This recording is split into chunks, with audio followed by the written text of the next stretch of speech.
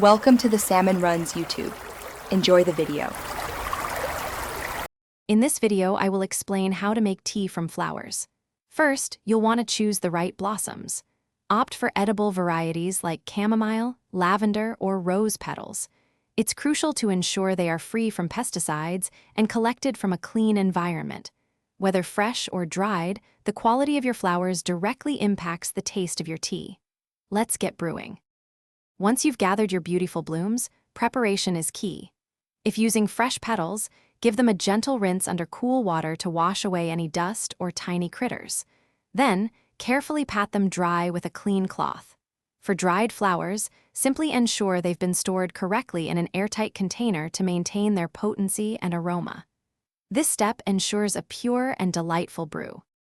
Now for the exciting part, brewing. For each cup of tea, use 1 to 2 teaspoons of your chosen fresh or dried flower petals.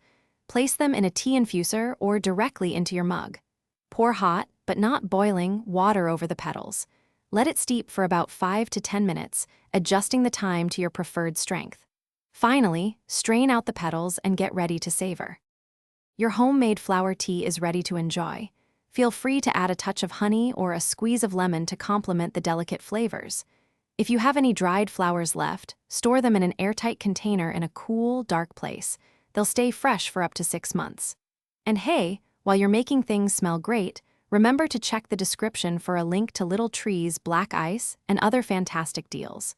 Happy sipping! Thanks for watching. Consider subscribing if we helped you.